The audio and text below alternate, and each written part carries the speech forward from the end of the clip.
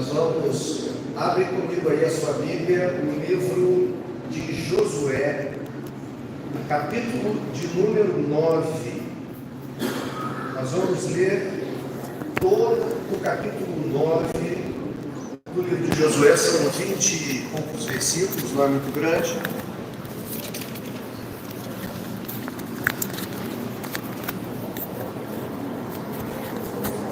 Enquanto eu vou colocar meus 932 microfones aqui.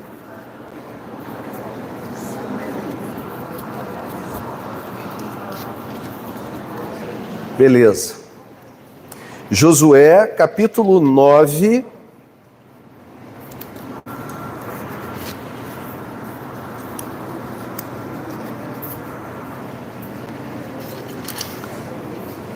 São 27 versículos. Eu quero lê-los para que a gente possa se situar bem. Almeida Revista aí atualizada, troca aí para mim, por favor, Ricardo. Edilson leu na A21, bota na ARA aí para mim, ARA.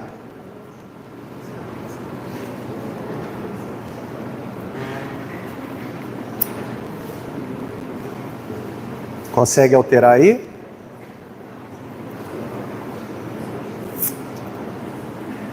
Beleza? Vamos lá? Sucedeu que, ouvindo isto, todos os reis que estavam daquém do Jordão, nas montanhas e nas campinas, em toda a costa do Mar Grande, defronte do Líbano, os heteus, os amorreus, os cananeus, os ferezeus, os heveus e os jebuseus, se ajuntaram eles de comum acordo para pelejar contra Josué e contra Israel. Os moradores de Gibeão, porém, ouvindo o que Josué fizera com Jericó e com Ai, usaram de estratagema e foram e se fingiram embaixadores e levaram sacos velhos sobre os seus jumentos e odres de vinho velhos rotos e consertados, e nos pés sandálias velhas e remendadas e roupas velhas sobre si, e todo o pão que traziam para o caminho era seco e bolorento. Foram ter com Josué ao arraial, a Gilgal, e lhe disseram, a ele e aos homens de Israel, chegamos de uma terra distante, fazei, pois, agora aliança conosco. E os homens de Israel responderam aos heveus, porventura habitais no meio de nós? Como, pois, faremos aliança convosco? Então disseram a Josué, somos teus servos. Então lhes perguntou Josué, quem sois vós? De onde vindes? Responderam-lhe, teus servos vieram de uma terra muito distante, por causa do nome do Senhor teu Deus, porquanto ouvimos a sua fama, e tudo quanto fez no Egito, e tudo quanto fez aos dois reis dos amorreus que estavam da além do Jordão, Seom, rei de Esbom, e Og, rei de Bazã, que estava em Astarote. Pelo que nossos anciãos e todos os moradores da nossa terra nos disseram, tomai convosco provisão alimentar para o caminho, e ide ao encontro deles e dizei-lhes, somos vossos servos, fazei, pois, agora aliança conosco. Este nosso pão tomamos quente das nossas casas no dia em que saímos para vir ter convosco, e ei-lo aqui, agora já seco e bolorento. E estes odres eram novos quando os enchemos de vinho, e ei-los aqui já rotos, e estas nossas vestes e estas nossas sandálias já envelheceram por causa do muito longo caminho. Então os israelitas tomaram da provisão e não pediram conselho ao Senhor. Josué concedeu-lhes paz e fez com eles a aliança de lhes conservar a vida, e os príncipes da congregação lhes prestaram juramento. Ao cabo de 3 dias, depois de terem feito aliança com eles, ouviram que eram seus vizinhos e que moravam no meio deles. Pois, partindo os filhos de Israel, chegaram às cidades deles ao 3º dia. Suas cidades eram Gibeão, Sefira, Beerote e Kiriate Jearim. Os filhos de Israel não os feriram, porquanto os príncipes da congregação lhes juraram pelo Senhor, Deus de Israel. Pelo que toda a congregação murmurou contra os príncipes. Então todos os príncipes disseram a toda a congregação, nós lhe juramos pelo Senhor, Deus de Israel, por isso não podemos tocar-lhes. Isto, porém, lhes faremos: conservar-lhes-emos a vida, para que não haja grande ira sobre nós por causa do juramento que já lhes fizemos. Disseram-lhes, pois, os príncipes: vivam, e se tornaram rachadores de lenha e tiradores de água para toda a congregação, como os príncipes lhes haviam dito. Chamou-os Josué e disse-lhes: por que nos enganastes, dizendo: habitamos muito longe de vós, sendo que viveis em nosso meio? Agora, pois, sois malditos, e dentre vós nunca deixará de haver escravos, rachadores de lenha e tiradores de água para a casa do meu Deus. Então responderam a Josué: é que se anunciou aos teus servos como certo, que o Senhor teu Deus ordenara a seu servo Moisés que vos desse toda esta terra e destruísse todos os moradores dela diante de vós. Por isso, tememos muito por nossa vida por causa de vós, e fizemos assim. Eis que estamos na tua mão, trata-nos segundo te parecer bom e reto. Assim lhes fez, e livrou-os das mãos dos filhos de Israel, e não os mataram. Naquele dia Josué os fez rachadores de lenha e tiradores de água para a congregação e para o altar do Senhor até o dia de hoje, no lugar que Deus escolhesse. Vamos orar.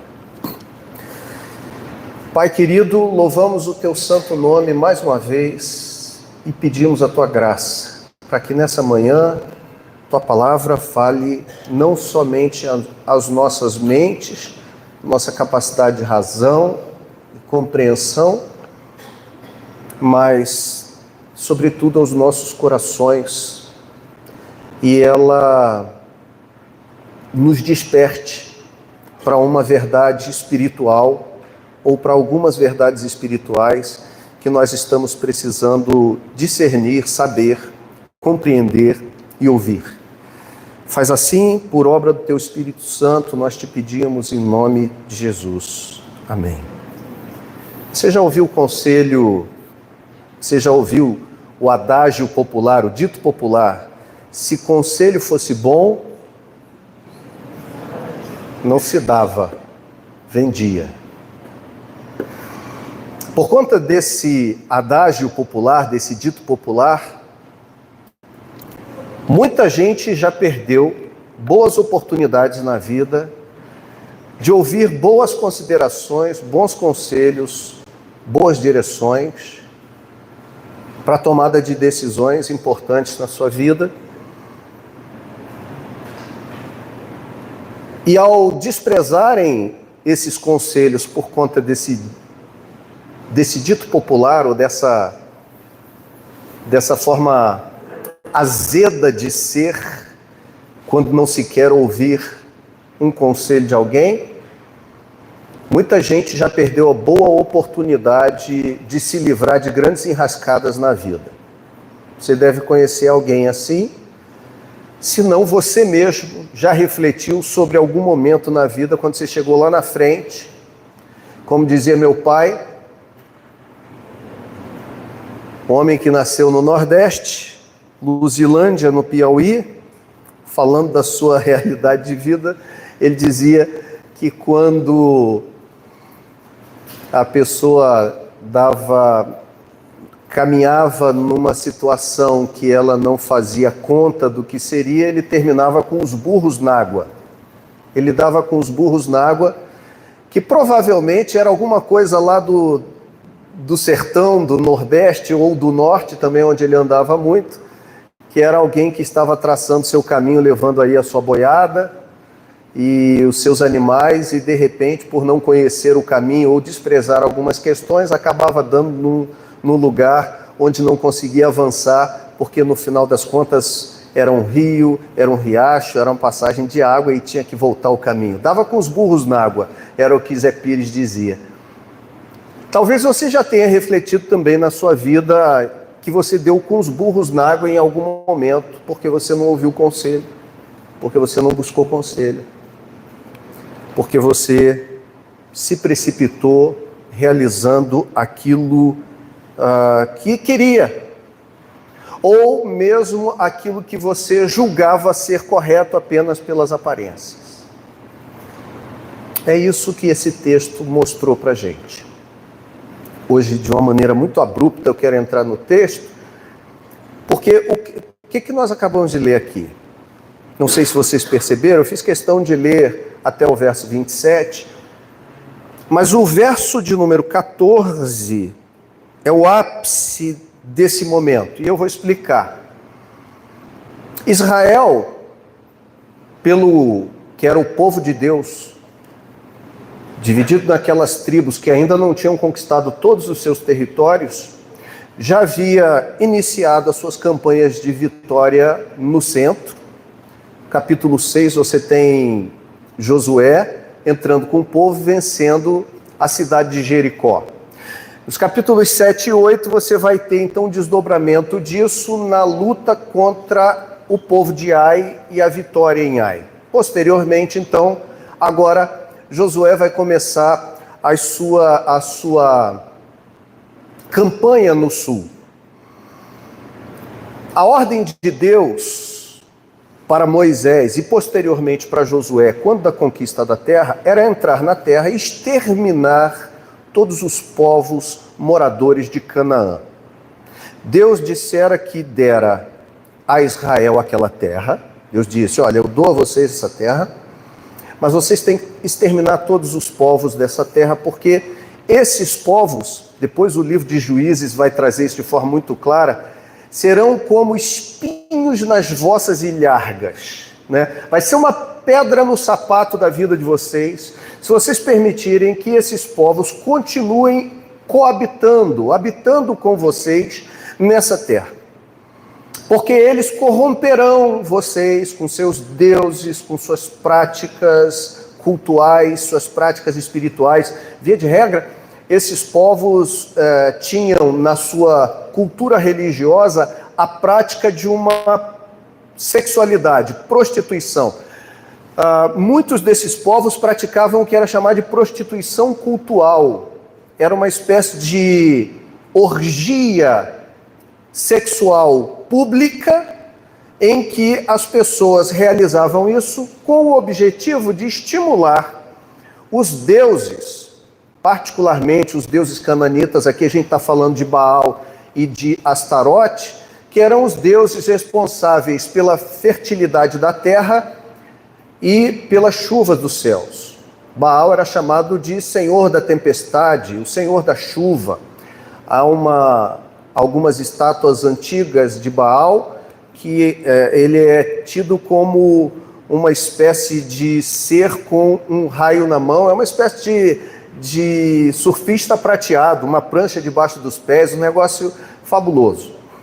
Ele era o Senhor da chuva, portanto, muitas das práticas desses povos eram vinculadas a questões de prostituição cultural. Então eram povos moralmente e espiritualmente desprezíveis diante de Deus. Deus falou então para que quando eles entrassem na terra, eles destruíssem todos os moradores da terra.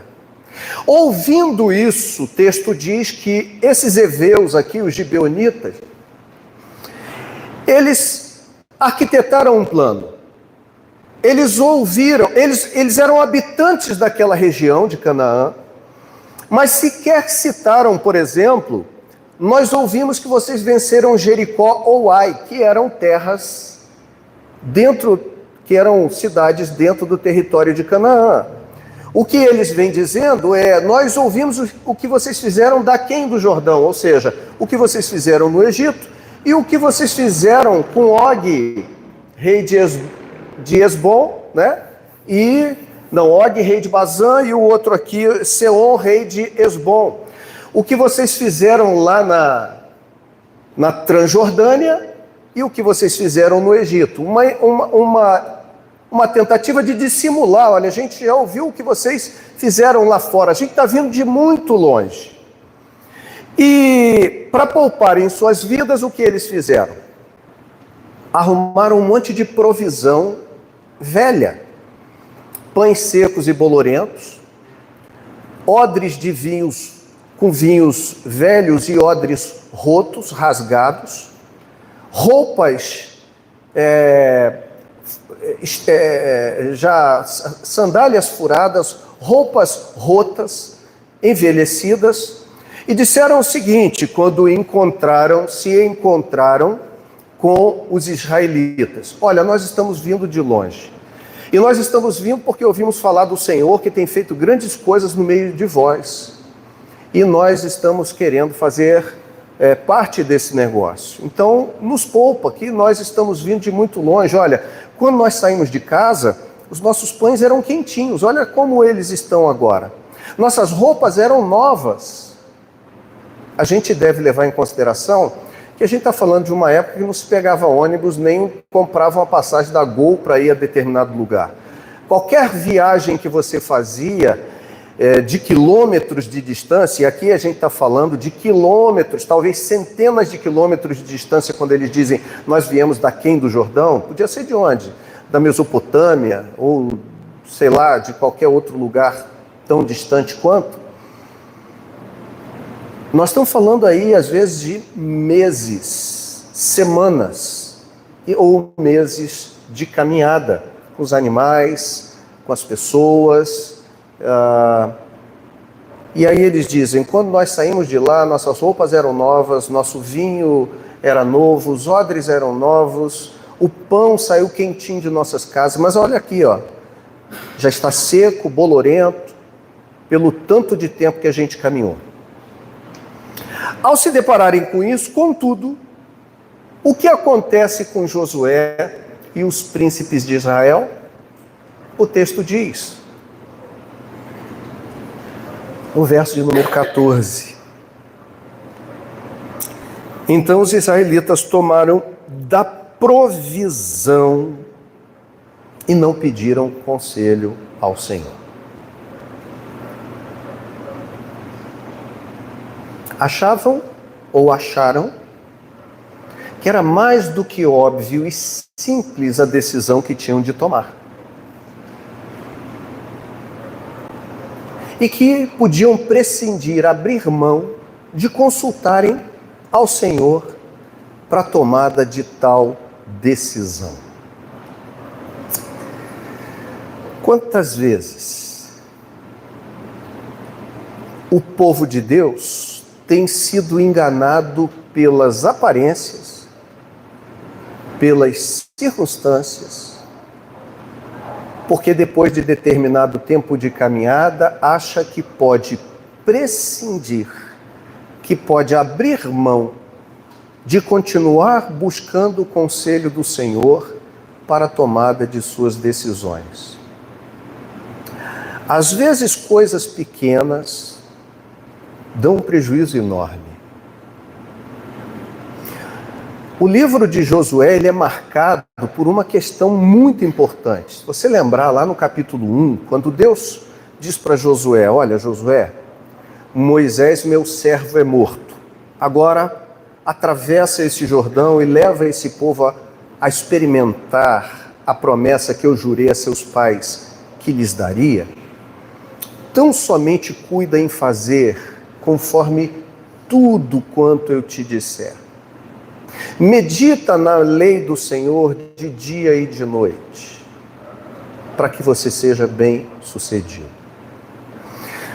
A máxima e vamos dizer assim, a verdade teológica do livro de Josué é que, e isso se torna muito evidente, eu vou explicar, nos 2 primeiros episódios de batalha, é que Josué, assim como os israelitas, deveriam ter por prática agora, com a morte de Moisés, o cuidado de fazerem conforme as orientações do Senhor, a palavra do Senhor.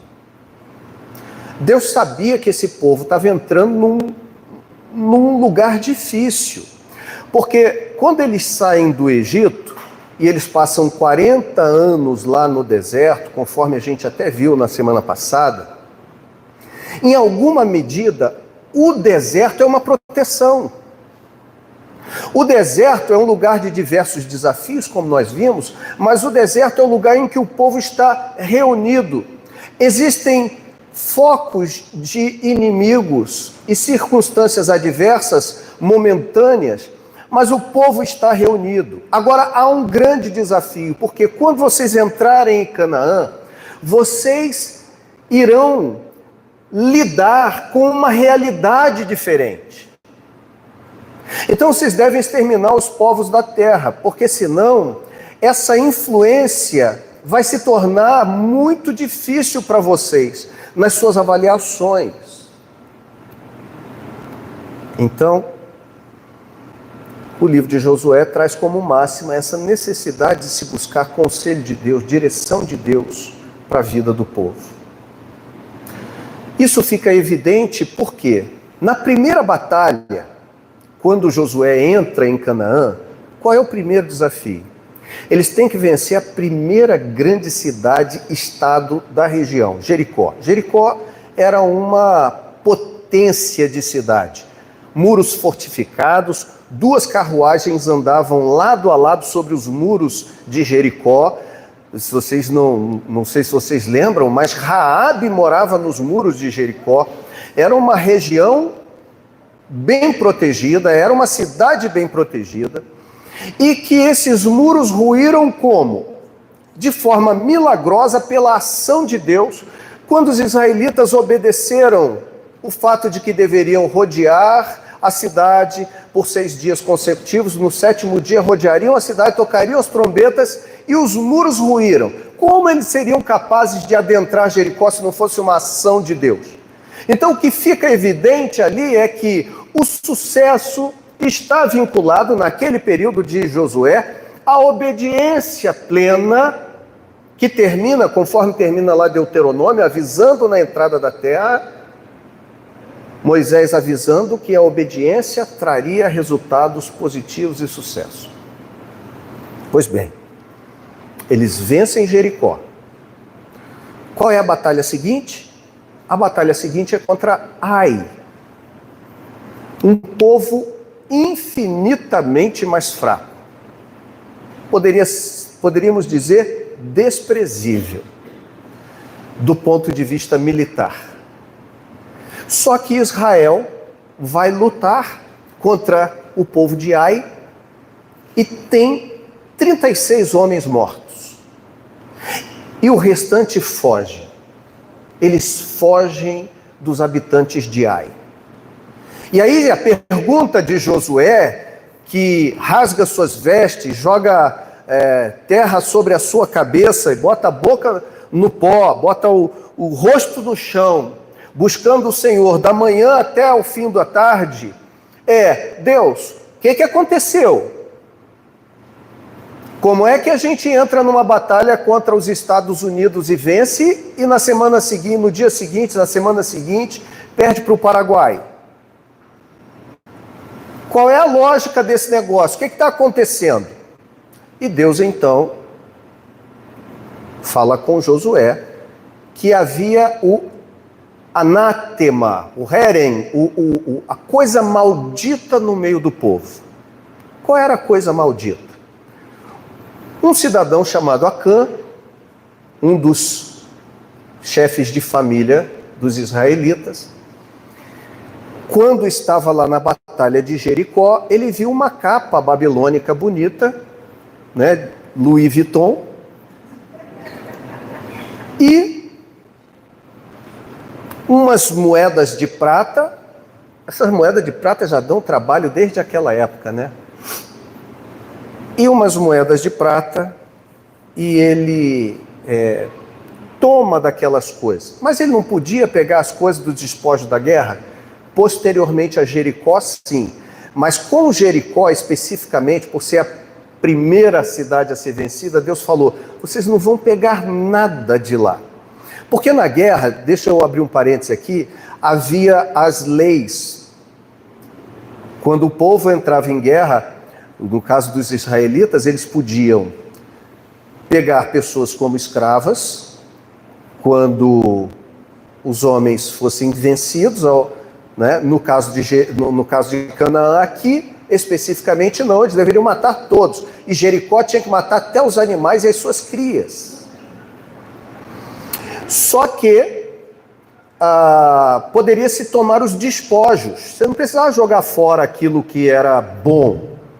Eles iriam ficar com as casas, eles iriam habitar nas cidades, eles iriam ficar com os carros de bois, com as crias, com os animais. Mas em Jericó, eles tinham que queimar a cidade toda, destruir tudo, eles tinham que matar tudo, eles tinham que queimar tudo. E o cidadão olhou lá e falou: eu quero ficar com um negócio desse, e escondeu na sua tenda. Quando ele esconde isso na sua tenda, ninguém sabe, mas Deus sabe. E aí, na batalha seguinte, o povo perde a guerra para um povo muito mais fraco, que é o povo de Ai. Josué, então, não entende aquilo. Você não entenderia, eu não entenderia.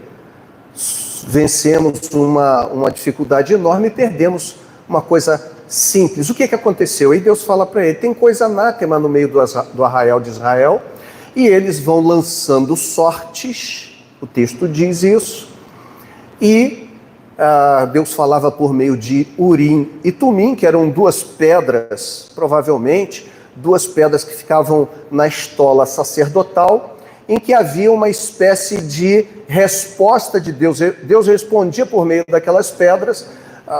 Os estudiosos não sabem se havia pela marcação das pedras. A resposta era muito simples, era sempre sim ou não, né? Essas pedras eram lançadas e Deus já havia dito que ele responderia por meio dessas pedras que estavam na estola sacerdotal. Então, consultar o Senhor naquela época era buscar a resposta de Deus, sim ou não, em Urim e Tumim, lançando aquelas pedras que era chamado de lançar sortes, porque naquele momento Deus diz: olha, eu vou responder por esse meio. E aí chegou-se à casa de Acã, e aí, colocados os homens perfilados, Josué pergunta a Acã: vem cá, diz pra gente aí o que você fez. Aí Acã confessa: olha, eu não aguentei. Quando eu vi aquele Rolex com aquela capa Louis Vuitton, eu falei: vou pegar para minha esposa. Acã introduz a coisa maldita. Moral da história: Acã é morto junto com toda a sua família, apedrejado. O anátema é retirado, a coisa maldita é retirada do arraial de Israel. Israel vai lutar contra Ai e vence. Qual é o episódio seguinte? Josué 9. Eles encontram os gibeonitas. Os gibeonitas se fingem de morto, se fingem de povo necessitado. Os israelitas tomam do suprimento e da provisão deles e não pedem conselho ao Senhor.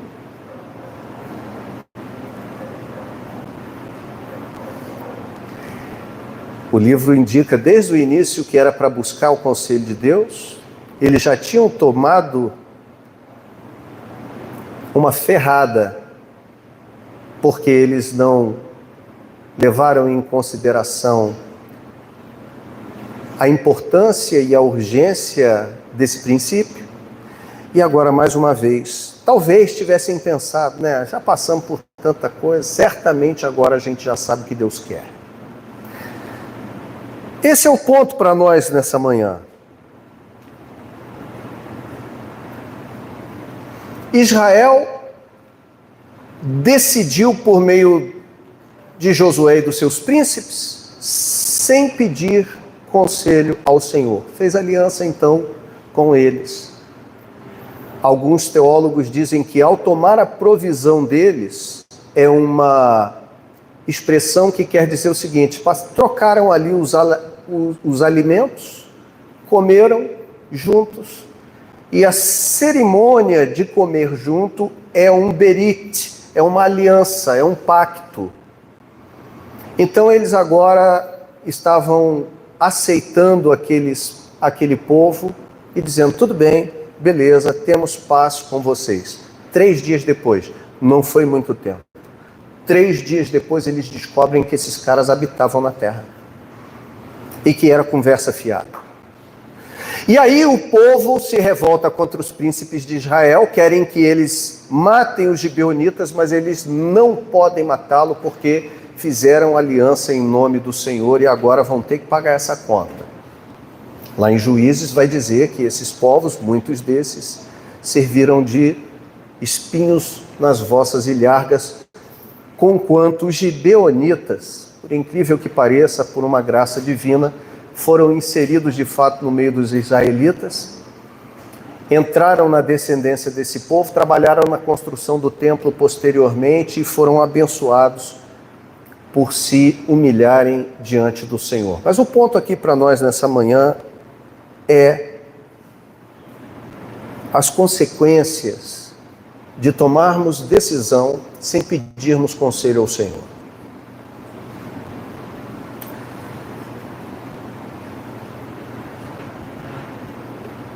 Eu não sei se ao falar isso você pode estar se perguntando, pensando ou retroagindo em algum momento da sua vida. Aqui eu tento olhar para vocês e adivinhar o que vocês estão pensando. Qual foi a besteira que eu fiz? Bom, gente, é bem verdade que se você não nasceu crente, muita besteira você já fez antes de conhecer o Senhor. Se você não nasceu crente, seus princípios, seus valores anteriores talvez não te dessem subsídios necessários, importantes para você tomar decisões adequadas. O problema é quando ainda depois de conhecermos ao Senhor, depois de sermos crentes, no melhor sentido do termo, nós nos esquecemos que Deus não apenas nos chama para si, como também nos chama para termos uma vida com Ele de forma diária e constante. Não são poucas as vezes, o desafio nosso não é apenas sermos salvos pela fé, mas vivermos pela fé. Eu fico pensando muitas vezes, quando Deus chama Abrão então, Gênesis capítulo 12, ele mora lá em Ur dos Caldeus, uma região idólatra da Babilônia antigo império acadiano. Ele está lá no meio da sua família, da sua parentela, é um lugar esquisito, Ur dos Caldeus. E Deus fala para ele: olha, Abrão, sai da tua terra, da tua parentela, da casa de teu pai, e vai para uma terra que eu te mostrarei. Eu fico pensando que às vezes, se Deus falasse isso comigo e com você, nós diríamos para o Senhor: Senhor, qual é a terra? É só dizer que eu boto aqui no GPS, eu boto no Waze e chego lá. Não são poucas as vezes que a gente quer conhecer a vontade de Deus, não é para ter segurança no nosso coração, mas é para traçar o caminho para podermos alcançar aquele lugar conforme o que a gente pensa. E Deus não fala. Deus diz para Abraão: olha, a terra que eu te mostrarei. E dia após dia, parece que Abraão tinha que consultar o GPS celestial e perguntar: Deus, para onde é hoje? Para onde é amanhã? Porque às vezes a gente quer fazer o quê? A gente quer tomar as coisas nas mãos. A gente quer tomar decisão pela nossa própria força, pela nossa própria sabedoria, pelo nosso próprio background. E a gente tem, né, gente? A gente tem. A gente adquire experiência, a gente adquire know-how, a gente adquire essas coisas assim, que a gente é capaz de tomar decisões, porque a gente foi capacitado para determinadas coisas. Mas não é sempre assim que dá certo. Nem sempre isso dá certo. Matthew Henry diz que os israelitas tiraram uma conclusão precipitada assim que examinaram as provisões dos gibeonitas. que confirmavam o que eles lhes disseram. Ó, a gente saiu de casa, era tudo quentinho, tudo novinho, agora está tudo velho, acabado, até a comida está ruim. E quando os israelitas foram examinar, eles viram, é verdade, olha. E aí Matthew Henry diz assim: seremos precipitados se não esperarmos que Deus vá conosco e não o consultarmos através da palavra e da oração, mesmo que aquilo que examinemos pareça ser daquela forma. Nem tudo que reluz é ouro. Eles se precipitaram porque, ao observar os elementos que os gibeonitas trouxeram, chegaram à conclusão óbvia. É óbvio que eles estão falando a verdade. É óbvio que isso aqui está certo. É óbvio que eu conheço a vontade de Deus para essas coisas. Então vamos lá. Quantas vezes, irmãos, será que você, ao ouvir nessa manhã, não está pensando aí no seu lugar, meu Deus, por que eu tomei aquela decisão? Às vezes um tempo para a gente buscar a Deus, pedir o conselho ao Senhor sobre o que deve ser feito.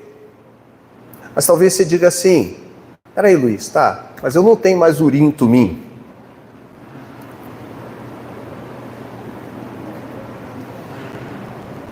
Ouvir a voz de Deus no passado era buscar seu conselho, era chamar o sacerdote e dizer: joga as pedras para mim. Devemos ir contra os filisteus ou não? E a pedra caía. Não, não vai, não vou. Aqui no caso, talvez não, certamente Josué tinha de chamar o sacerdote e dizer: jogue Urim e Tumim, devemos recebê-los ou não? A resposta seria não. Contudo, Josué prescindiu, ele abriu mão do conselho do Senhor. Você tem aberto mão do conselho do Senhor? Que decisões você tem tomado ou tomou que porventura, ou está para tomar, que porventura podem estar sendo tomadas no calor da sua emoção ou na capacidade que você tem de avaliação dessas coisas? No passado, buscava-se o Senhor por Urim e Tumim. Mas hoje, porém, como podemos buscá-lo? Eu diria para você 3 coisas. Primeira delas, oração, parênteses, e jejum. Quem quer ouvir a voz de Deus, começa buscando a Deus. E a gente busca a Deus, em primeiro lugar, por meio de oração. E por que eu disse em jejum? Porque há um tempo atrás aí eu preguei sobre o jejum. O jejum é um aliado para demonstrarmos diante de Deus a urgência, a necessidade enorme que temos de obter uma resposta. É a demonstração da intensidade, quando a gente diz para Deus: Senhor, olha, esse negócio me é tão importante que eu estou disposto a deixar por algum tempo aquilo que me é lícito, minha alimentação, comer, algo que sustenta a minha vida. Eu estou disposto a deixar algumas refeições, ou alguma refeição, ou alguns horários para me dedicar mais ao Senhor. Preciso ouvir a sua voz, eu preciso da tua direção. Essa é a primeira questão. Não temos mais Urim e Tumim, mas temos o Espírito de Deus. O Espírito Santo que nos leva a orar, que nos leva a pedir a Deus com intensidade e com verdade. E nos intercede por nós com gemidos inexprimíveis, porque muitas vezes nem nós sabemos orar como convém. Então, oração e jejum.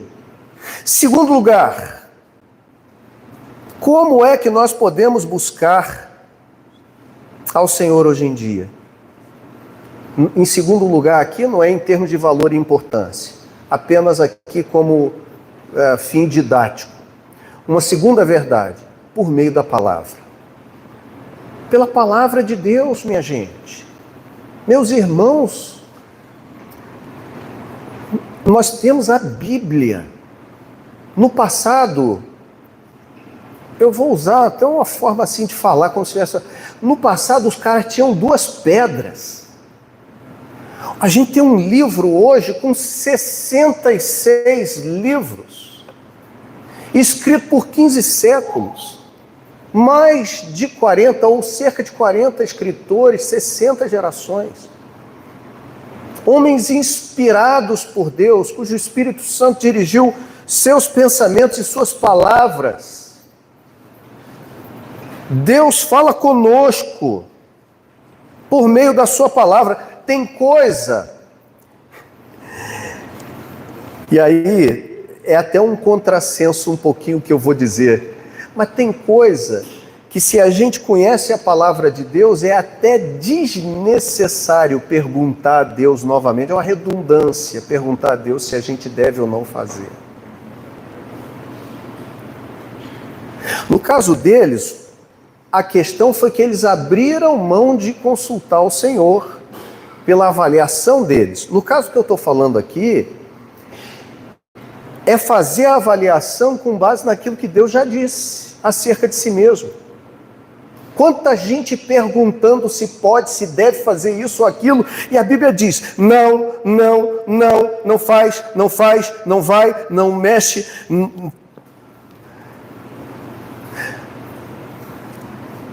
Eu encontrei uma pessoa um dia desse na academia, já esteve até conosco aqui. Ele, uma situação de vida assim, pessoal, mas errada. Aí ele me fez uma pergunta: vocês têm um grupo bom de oração lá na igreja, de intercessão? Eu falei, temos.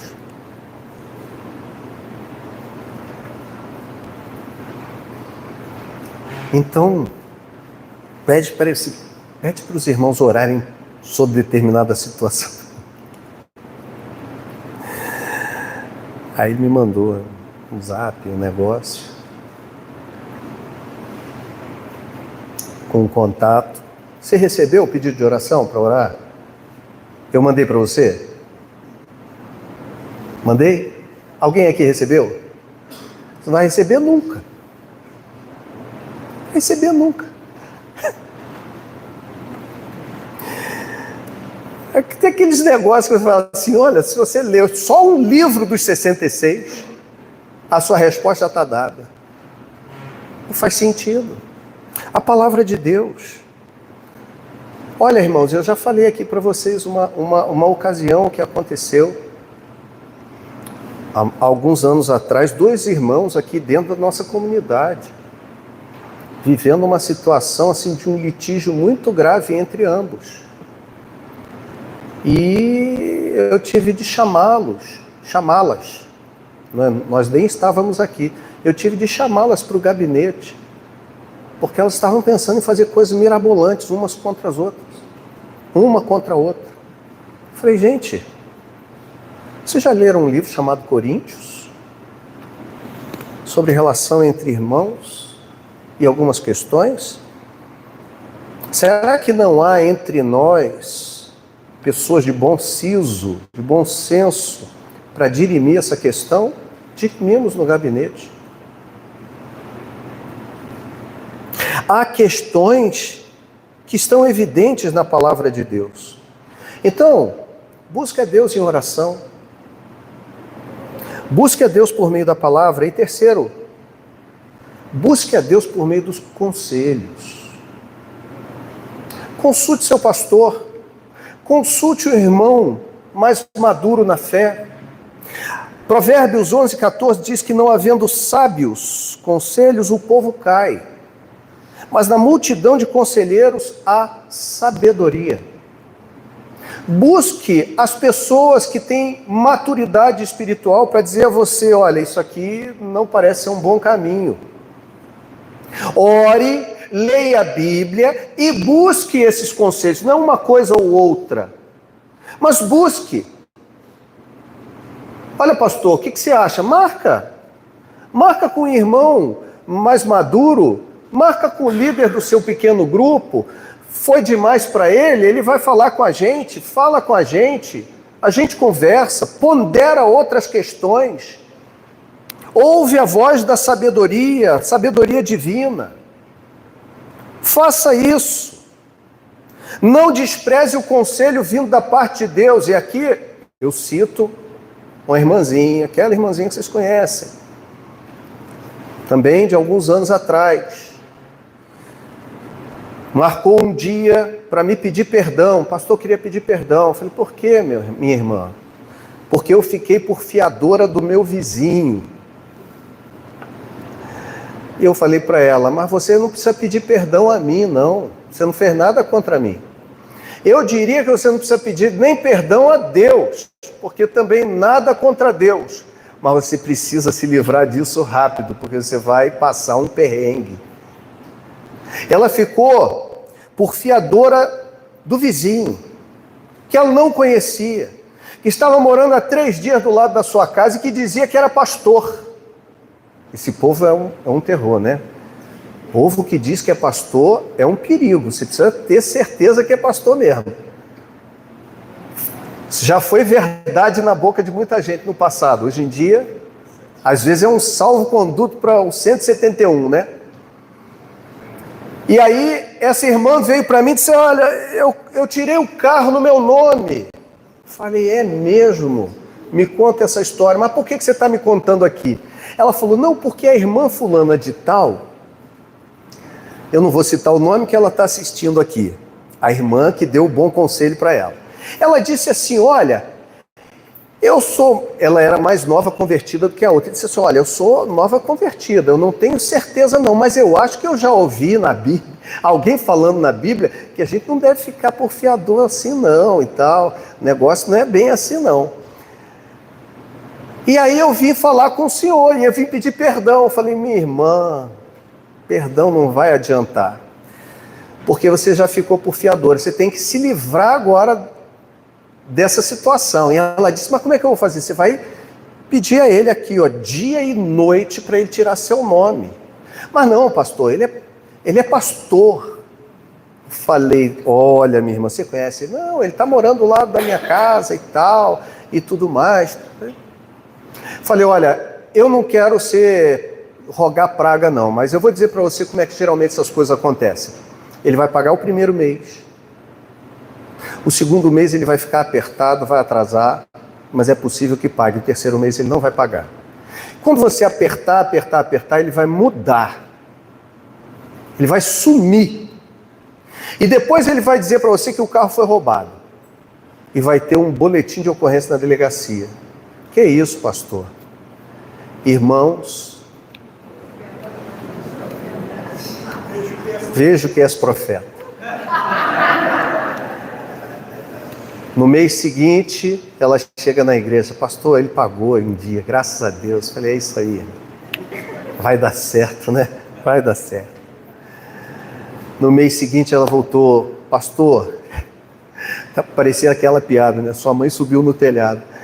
Pastor, está atrasado um pouco e tal. Falei, irmã, aperta ele, não deixa ele fugir não. Aí ele pagou. Terceiro mês, ele atrasou, ela apertou. Uma sexta-feira, ela saiu de casa para passar o final de semana na casa da filha, uma coisa assim. Quando ela voltou no domingo à noite, o vizinho tinha mudado. Ele fez a mudança dele da sexta ele fez a mudança dele da sexta para o domingo. Sumiu. Mudou e não deu o endereço. Meu Deus, para onde ele foi? Eu sei, olha, que aí começou a financeira a ligar. E a financeira começou a ligar. Olha, nós vamos ter que retomar o bem. Eu não sei como ela conseguiu o telefone dele. E detalhe, eu perguntei para ela na época, mas minha irmã, por que você vai tirar o carro no seu nome? Por que Ele não tirou o carro no nome dele. Ela ainda tirou no nome dela, foi isso, Por que você... Ela não tirou? Não, porque ele está com uns problemas, ele não pôde tirar. Falei, mas aí o sinal já está dado, se ele não pôde tirar... Enfim, moral da história, lá na frente, eu falei para ela, a única coisa que você tem que saber é o seguinte, se você ficar por fiadora, ou se você ficou responsável, você vai ter que pagar a conta. Não tem a ver com pecado aqui agora, não. Você pecou contra você. Então assuma, você sabe, é isso que a Bíblia diz, você vai ficar responsável. A conta agora é sua. Bom, moral da história, o cara sumiu. Ela descobriu que ele estava morando em Santa Rosa. Ligou para ele. E ele disse que tinha um boletim de ocorrência porque o carro tinha sido roubado, furtado. Irmãos, a última vez que eu ouvi essa história, a financeira ainda ligava para essa pessoa, dizia que ia fazer cobrança portas adentro, e eu não sei mais. Se alguém souber, sabe de quem eu estou falando. Se alguém souber dessa notícia, por favor, me atualiza. Eu preciso atualizar essa minha história também, para saber o final dela. Eu tenho contado ela ao longo do tempo e não... Até a última vez que você sabia, estava pagando, ela estava pagando. Então é isso aí, vai pagar. Uma coisa tão simples, uma decisão tão simples. Nós temos em nossas mãos, diante de nós, a possibilidade de buscarmos a Deus, até nas coisas mais simples. Oração, jejum, leitura da palavra de Deus e buscar conselho de pessoas que tenham mais maturidade, que possam nos ajudar nesse momento. Talvez nem assim, irmãos, a gente acerte em algum momento. É possível que algumas coisas fujam do nosso controle nesse sentido. Perceba uma coisa, nós não vivemos mais no tempo de Josué. Não existe na vida cristã mais uma matemática 100% equivalente. Na época de Josué, faz o que é certo, obediência à lei traz resultado positivo. Desobediência traz maldição. Mas nossa vida não é mais regida por esses princípios da lei, inflexível e invariável. Vivemos debaixo da graça de Deus. Pela graça de Deus, às vezes, Deus por misericórdia, e até aqui no tempo da lei, Deus por misericórdia, Deus foi misericordioso com os gibeonitas, conquanto tenha punido os israelitas. Então, às vezes, Deus realiza assim, mas a gente não pode tirar a exceção. A gente não pode tirar a regra pela exceção. Isso é exceção. Ainda hoje é importante que a gente busque conselho de Deus. Deus nos chama não somente para sermos salvos pela fé, mas para vivermos pela fé. Isso é uma caminhada diária em que a gente deve buscar Deus. E certamente Deus vai nos livrar de circunstâncias que de outra forma serão ou seriam muito dolorosas para a nossa vida. Infelizmente tem sido uma prática na vida cristã a gente desprezar os conselhos de Deus, a orientação de Deus. Não são poucas as vezes, não são poucas. Jovens, adultos, velhos, idosos, crentes, de pouco tempo, de muito tempo, que acham que pode abrir mão do conselho de Deus, da palavra de Deus, do compartilhar com alguém, para que esteja orando por você, com você. E se você estiver ligado, vamos dizer assim, você vai observar o que Deus vai falar com você. Muitas vezes Deus usa até outros meios. Não é? Você está buscando a Deus intensamente em oração e jejum, uma pessoa chega, faz um comentário que é resposta daquilo. Numa oração na igreja, um irmão ora por você durante o culto, que é resposta daquela situação. Se você, sobre os conselhos, se você é casado, muitas vezes ouvir as ponderações da sua esposa. Os dois são uma só carne. Às vezes ouvir as ponderações do seu marido. Melhor ouvir mais o marido do que a esposa. Não, brincadeira, não tem isso não. Se você é filho, ouvir as ponderações dos seus pais. Ah, mas meu pai não é crente. É, amigo, seu pai não é crente. Talvez seus pais não são crentes, talvez em coisas espirituais eles não tenham discernimento, mas eles são a autoridade que Deus colocou sobre a sua vida em diversos aspectos dela, e ouvi-los será importante. E Deus usará muitas vezes a vida destes aí para te livrar de uma série de furadas. Então, irmãos, nós temos meios de buscarmos conselho de Deus. Não sejamos como os israelitas no episódio com os gibeonitas. O que é que está havendo de necessidade na sua vida? Qual é a decisão que você precisa tomar? Ou mesmo qual decisão você tomou que fez já com que você esteja experimentando um fruto negativo de tudo isso?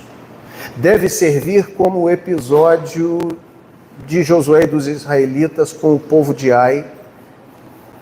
Deve servir para orientar. Está indo para a escolinha? Legal. Vai lá.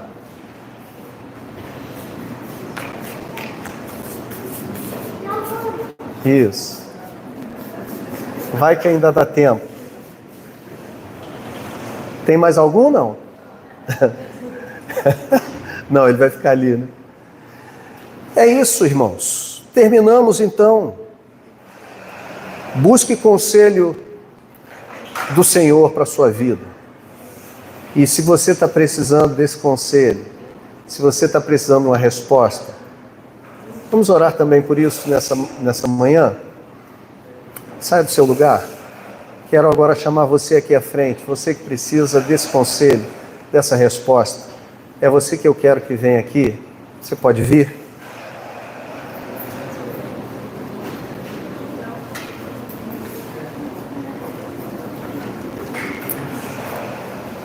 Talvez você olhe e diga assim: caramba, eu já sei tanta coisa, mas como é que essa coisa aí eu não consigo discernir? Às vezes a gente vai para o gabinete pastoral, aqui nos nossos dias de gabinete, alguma conversa, e tem dias que você ajoelha ali, ora, fala assim: Senhor, eu sei que eu estudei, eu tenho estudado, tenho lido sobre isso, como auxiliar as pessoas, tenho uma experiência mais ou menos aí de 20 anos como pastor, mais o tempo de formação, mas se o Senhor não der sabedoria, olha, irmãos, e às vezes chega aquela pessoa que você diz assim: não pode vir nada de tão grave daqui. E você quase desmonta na cadeira e diz assim: Jesus, o que eu vou dizer aqui nesse negócio? Se a gente não depende de Deus, a gente não sabe nem o que dizer. Porque tem coisas que superam a nossa capacidade e a nossa capacidade de avaliação. Deus é aquele que vê aonde a gente não vê, que sabe o que a gente não sabe, que conhece aquilo que a gente não conhece. Senhor, nessa manhã nós louvamos o Teu nome mais uma vez. Colocamos aqui diante do Senhor a vida de nossos irmãos e irmãs. Agora, especificamente em função dessa mensagem, pessoas que estão carentes de uma resposta, de uma direção. Alguns aqui ainda não tomaram decisão. Outras pessoas talvez já estejam sofrendo consequências de suas decisões. Mas embora tudo isso tenha acontecido, Senhor, o Senhor tem resposta, tem conselho, tem direção para a vida do Teu povo. Responde, Senhor, o que cada um precisa aqui, a resposta, o que fazer, como fazer, quando fazer. Em que porta deve-se entrar? Qual porta deve-se desprezar? O que deve ser abandonado? O que deve ser recebido? Como agir? Fala, Senhor, com teu povo, dando sabedoria do alto. Fala por meio da palavra, fala por meio dos conselhos, fala por meio daquela inclinação que o teu Espírito coloca no nosso coração e testifica da vontade do Senhor na vida de cada um dos teus filhos.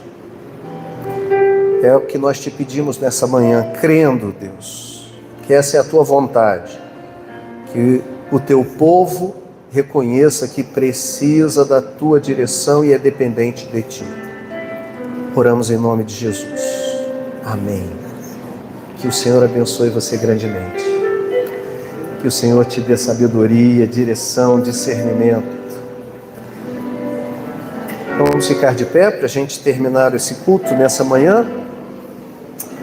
Vamos cantar um louvor.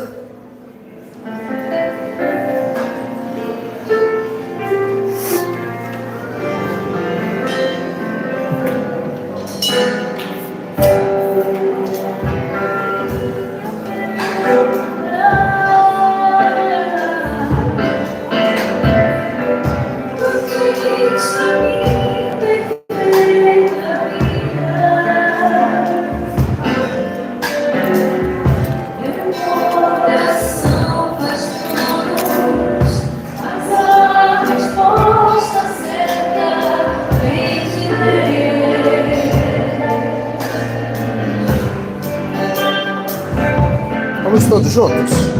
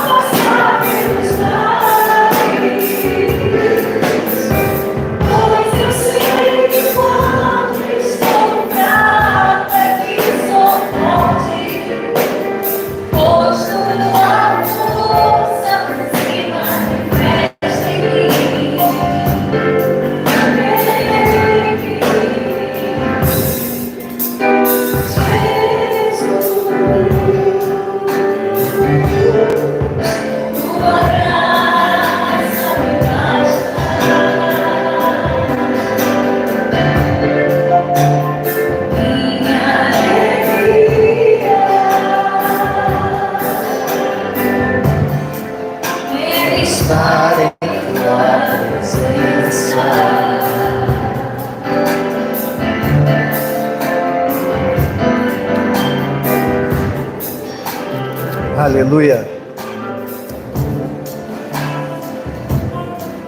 Deus nos dê sabedoria de buscarmos sempre a sua vontade. O Projeto Mãos hoje está disputando, Alessandra está lá em Maricá, na Arena Flamengo, bairro Flamengo ali em Maricá, né? O Projeto Mãos hoje está disputando um campeonato de jiu-jitsu. Os alunos do projeto estão lá e ela, como uma boa jiu-jiteira que não é, Mas está lá, como coordenadora do projeto, ela está lá com a criançada, tá bom? Depois, se você nas redes sociais vir aí as postagens do projeto, dá uma curtida lá, manda um abraço para a galera, né, para as crianças, os adolescentes, os jovens do projeto que estão firmes aí nessa caminhada. Que Deus dê muita graça a você, Deus te dê sabedoria. Você não se esqueça, não abra mão do conselho do Senhor na sua vida. O conselho do Senhor para nós, sua vontade, sua direção, é o que de mais importante existe para nós. Conhecermos a sua vontade e realizarmos essa vontade é bem para nós, é bem para os nossos ossos, é saúde para a nossa vida, saúde mental, saúde física. Confiarmos nesse Deus, porque Ele sabe o que é melhor. Às vezes não é nem algo tão agradável para a nossa vida, mas precisamos ouvir. Às vezes é um não que Deus nos dá, às vezes é uma resposta que nós não queremos ouvir, mas certamente vindo da parte de Deus é o melhor. Amém? Então, querido, o meu desejo para você, e muito mais o desejo de Deus ainda, é que isso aconteça, você tenha vida, você tenha paz, você tenha tranquilidade, você tenha alegria no seu coração. Que a graça maravilhosa do Senhor Jesus Cristo, nosso Senhor e Salvador, o amor de Deus, o nosso Pai, e a comunhão e consolação do Espírito Santo, dando direção a você, falando com você, te levando a tomar as decisões corretas na vida, sejam sobre você, sua casa, sua família, sobre todo o povo de Deus que se reúne sobre a terra, até que o Senhor volte. Amém? Deus abençoe você grandemente, tenha uma semana maravilhosa, em nome de Jesus.